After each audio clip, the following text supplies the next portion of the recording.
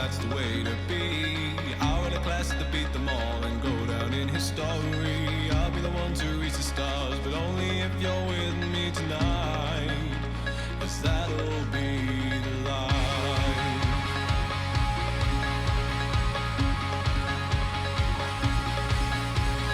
I said, let's go, take a trip downtown and go all around. I said, come home, away with me. She said, hold on, gotta take things slow, I can't just let go. She said, hold on, let's wait and see. Sziasztok! Itt a nyári szünet. Könnyedebb témákkal folytatom az érettségi felkészítős videóim helyett. Most például egy életmód egészség sorozatban kezdek, remélem tetszeni fog nektek. A Coca-Cola Company a világ egyik legnagyobb italgyártó cége. A klasszikus termékek mellett gyümölcsleveket, sportitalokat, ásványvizeket, energiaitalokat, sőt kávét, teát, valamint növényi teitalokat is gyártanak. Azonban ebben a videóban csak a Coca-Coláról lesz most szó, amit 1968-ban kezdtek el Magyarországon is palackozni. Magát a szirupot nem itt állítják elő, hanem Amerikába, és a szirupot szódavízzel dúsítva palackozzák a sokak által kedvelt terméket. A mai videóban a Coca-Cola változatok összetételéről lesz szó, megnézzük, hogy melyiket érdemes választani, melyikből mennyit lehetne inni. Természetesen a döntés az ismeretek birtokában már a ti dolgotok lesz. A videó elkészítéséhez szükséges információkat a Coca-Cola oldaláról, illetve a Tudatos Vásárlók nevű weboldalról szereztem elsősorban, illetve egy-két egyéb linket is megosztok majd a videó alatti leírásban. A kóla is az ultrafeldolgozott élelmiszereink közé tartozik. Ha nem tudod, mik azok az ultrafeldolgozott élelmiszerek, akkor a videó végén találsz egy linket, amin keresztül tájékozódhatsz. Nézzük először a klasszikot, a Coca-Cola klasszikot, amit 1886 óta fogyasztanak az emberek. Hozzáteszem, hogy ezért valószínűleg nem 1886 óta változatlan a receptje, ami olyan titkos, hogy egyszerre csak 2 ember ismerheti állítólag. Kezdjük a tápértékre vonatkozó információkkal. 100 ml termékben 45 kalória található, mivel ez a kiszerelés 500 ml-es, tehát egy üveg ilyen fél literes kólába 225 kalória tápérték van. Ez azt jelenti, hogy ha egy átlagos emberrel számolunk, akinek mondjuk az energiaigénye 2000 kalória egy nap, akkor bizony ő akár 8-9 üveggel is fogyaszthatna belőle. Jól hangzik, nem? Ha áttérünk a makroösszetételre, akkor láthatjuk, hogy általában a táplálékok 3 makroösszetevőt tartalmazhatnak, szénhidrátokat, zsírokat és fehérjét. Ebből a kólába csak a szénhidrát található meg, abból is összesen 11,2 g van 100 ml-be, azaz 56 g. Egy átlagos ember, ha mondjuk 280 g szénhidrátot fogyasztott egy nap, ez nagyjából átlag, akkor már csak 5 üveg kólát fogyaszthatunk. Ez is jól hangzik. Sajnos az 56 g szénhidrát mind egyszerű szénhidrát, megkülönböztetünk egyszerű és összetett szénhidrátokat. Az egyszerű szénhidrátok gyorsan megemelik a vércukorszintet, ami utána gyorsan le is esik. Ilyen ugye klasszikusan a kristálycukor. Az összetett szénhidrátok is egyszerű szénhidrátokká bomlanak le, de lassabban, így a vércukorszint lassan emelkedik, és lassan is fog visszakerülni a normál szintre. Térjünk át az összetevőkre. Láthatjuk, hogy szépen sorba az első összetevő a víz. A víz után következik a fruktóz-glükóz szirup.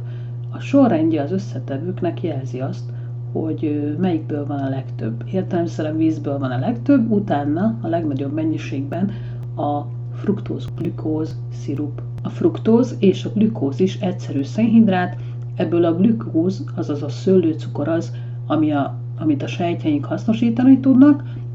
A fruktózt azt a szervezetnek át kell alakítania, ezt a máj végzi el. Ha fruktóz van elől, az azt jelenti, hogy fruktózból 50%-nál nagyobb mennyiség van benne.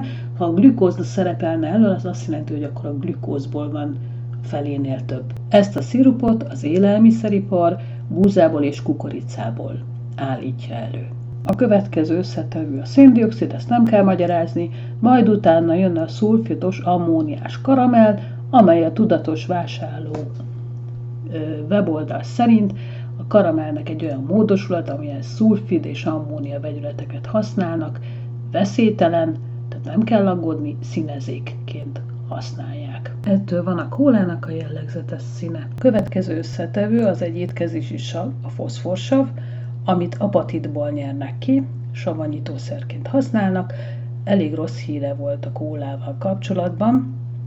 Ennek az oka, hogy extrém nagy mennyiségben megfigyelték, hogy a vér kálcium szintjét csökkenti, de a valóságban, ha egy fogat beletesznek egy kólába, akkor nem történik az, hogy lebomlik belőle a kalcium, maximum elszíneződik, és végül összetevőként, utolsóként felsorolva természetes aromák koffeinnel.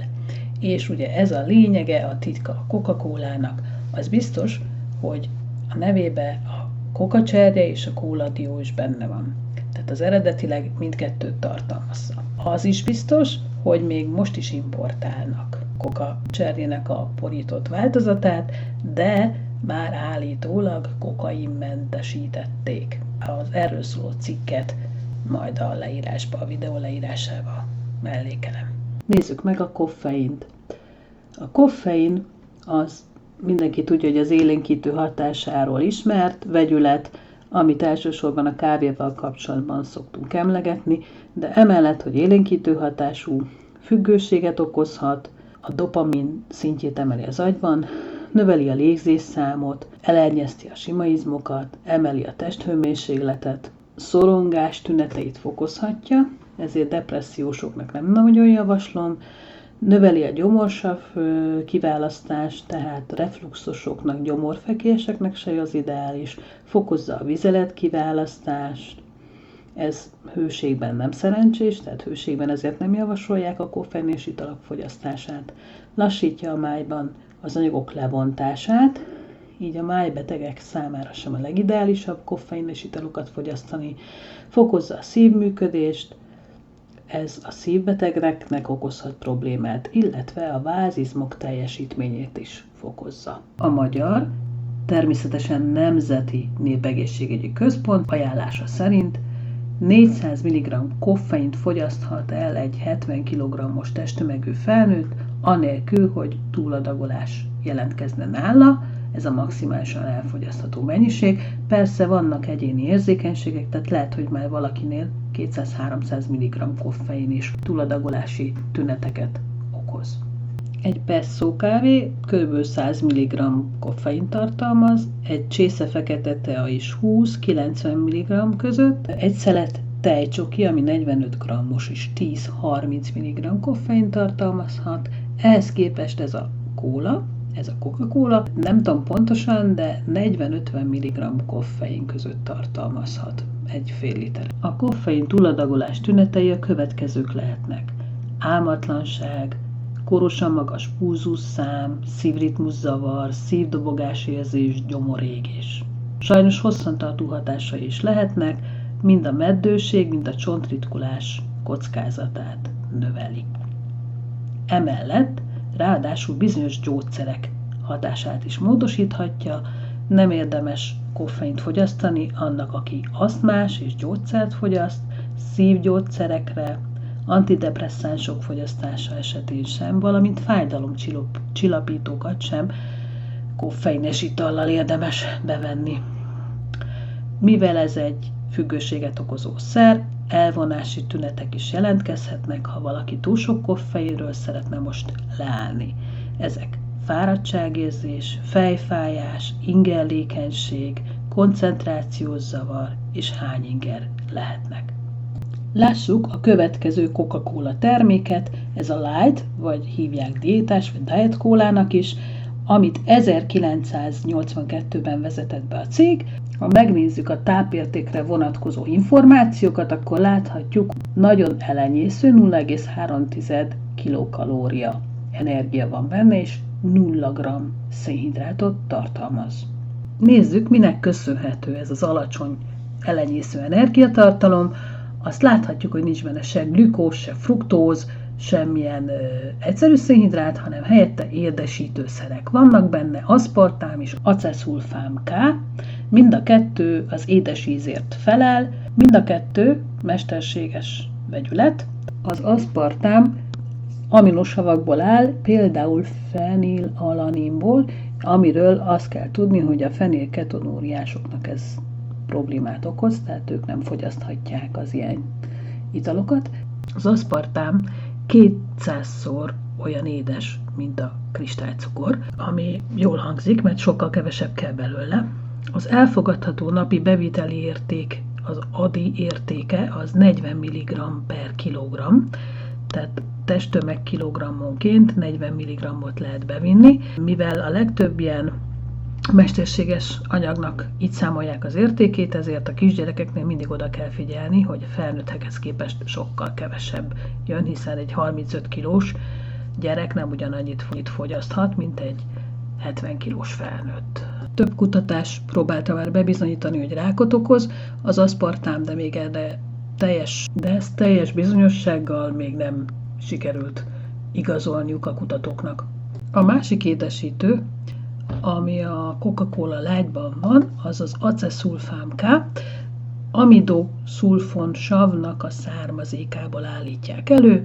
Ez is 200-szor édesebb, mint a kristálycukor, viszont csak 9 mg-ot engedélyeznek belőle testtömeg kilogrammonként. Tehát ez a napi bevihető érték. Akkor nézzük meg harmadik versenyzőket, ami szintén energiacsökkentett, ez pedig a Coca-Cola Zero. A Coca-Cola Zero energiatartalma 0,2 kilokalória és 0 g szénhidrátot tartalmaz, hasonlóképpen, mint a Coca-Cola Light. A 2005-ben megjelent Zero összetétele azonban más, ha az édesítőszereket nézzük, amellett, hogy ő is tartalmaz aszpartámot és aceszulfám K-t, egy harmadik édesítő is megjelenik, a nátriumciklamát. A nátriumciklamát 35-ször édesebb, mint a kristálycukor.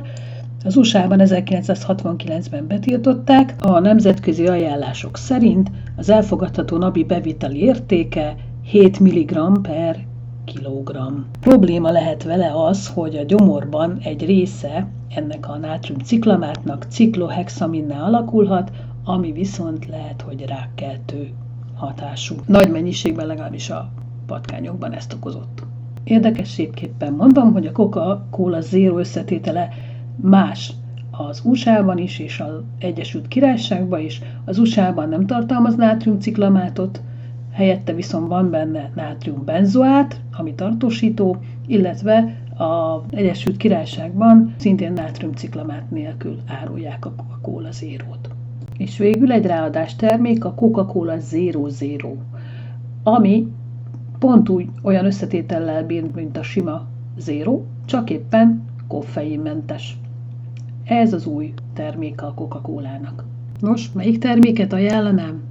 Hát először is bármelyiket választod, mindenképpen azt mondom, hogy nagy mennyiségben, napi szintű fogyasztásra nem ajánlanám, inkább alkalmanként. Jó magam a klasszikot részesítem előnybe, mert sokkal kevesebb egyéb összetevőt tartalmaz, talán azt mondhatnám, hogy kevésbé ultra élelmiszer, mint a többi.